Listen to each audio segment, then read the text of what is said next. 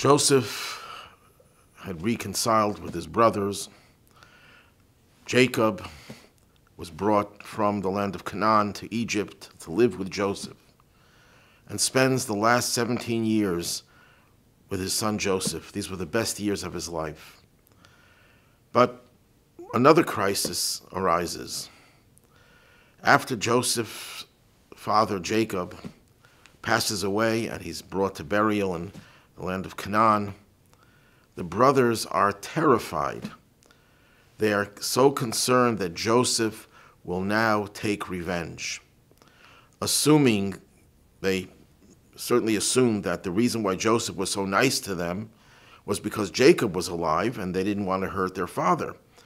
So Joseph, in their minds, put on a show that he was friendly with his brothers and that he had forgiven them and he harbored no hatred towards them. But in truth, the brothers were convinced that Joseph was going to take revenge. What caused that to happen? So Rashi tells us, quoting the Midrash, that when Jacob was alive, all of the brothers would be invited to Joseph's table and they would dine together, all 12 sons with their father. As soon as Jacob had passed, Joseph no longer invited them to his palace to dine with them. That was a sure sign that Joseph's attitude had changed. So what did they do? So the Torah tells us that after the brothers saw that their father had died, in other words, and that his attitude had changed, they said, maybe Joseph will hate us and pay us back for all the bad things that we did to him. So they fabricated a plan and instructed messengers to go to Joseph and say, quote, your father instructed us before his death, saying, this is what you should say to Joseph. Please, will you now forgive the wrongdoing of your brothers and their sin, that they did evil things to you? So please, will you now forgive the wrongdoing of the servants of the God of your father? And when the messengers said this to Joseph, Joseph wept. And then the brothers themselves, after sending messengers, went to Joseph. They fell down in front of him and said, look, we are your slaves. And Joseph, of course, calmed them down and said, don't be afraid. And he again reassured them that he had harbored no ill will towards them. So the question then arises, if that's the case, why did Joseph cease inviting them to his table? Isn't that a sign that Joseph's attitude towards them had changed and that it was only because of the presence of his father that he invited them and showed them love and affection, but it was not real? Weren't they correct in thinking that Joseph's attitude had changed? So the Midrash itself, it seems, addresses this question, this issue, and gives the following understanding. When Jacob was alive, Jacob insisted that Joseph sit at the head of the table. After all, he is the king. He was the closest thing to the absolute monarch of Egypt. We call him the Mishnah Lamelech, the viceroy. But in terms of the power, he had all the power. Pharaoh was only a figurehead.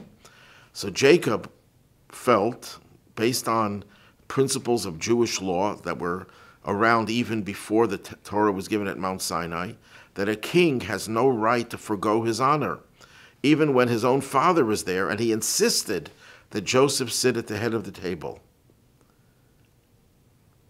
But when Jacob died, Joseph was very uncomfortable, acting as if he was the king and his brothers were his subjects.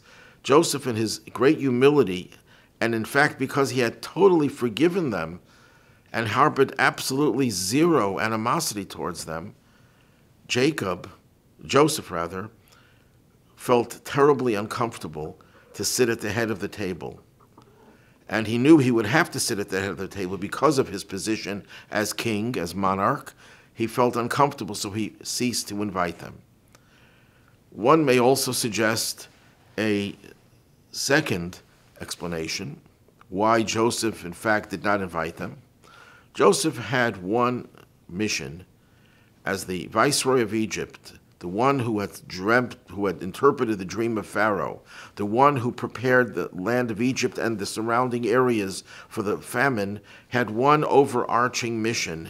His job was to make sure that everybody survives, that there's enough food for all the people, the men, the women, and the children of his own country and surrounding countries.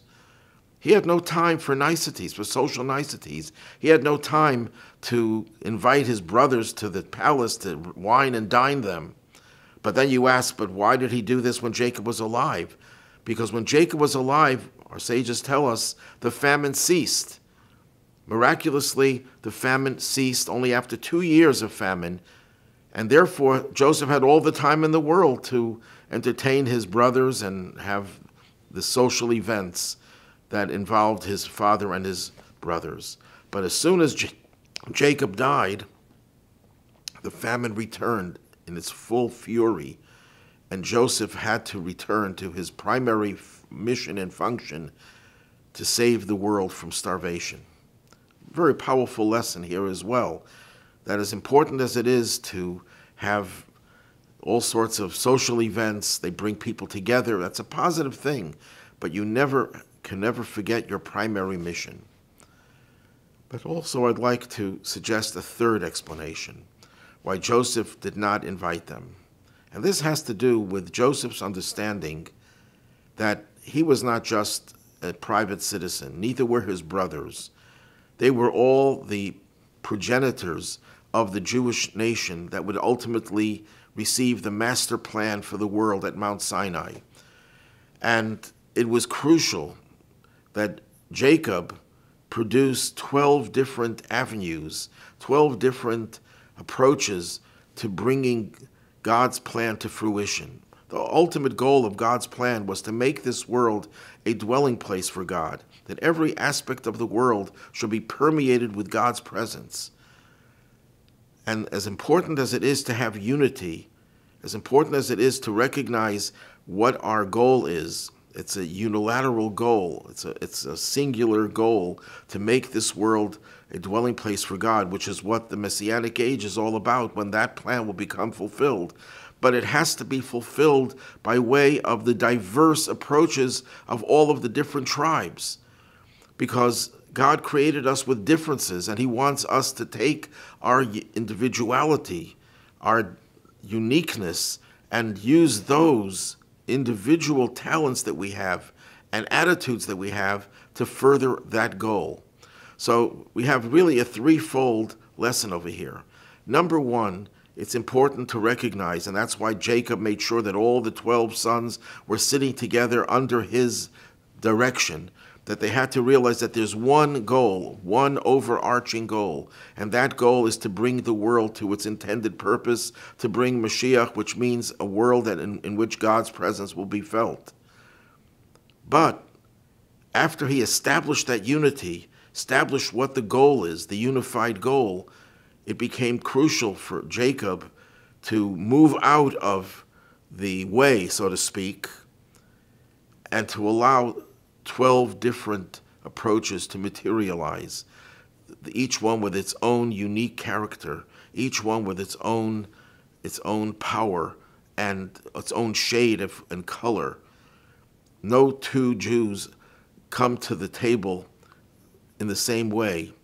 And that's why Joseph did not want to again bring his 12 brothers together under his tutelage, under his leadership, because he was the king and he had all this power, not just spiritual power, but also political and military power.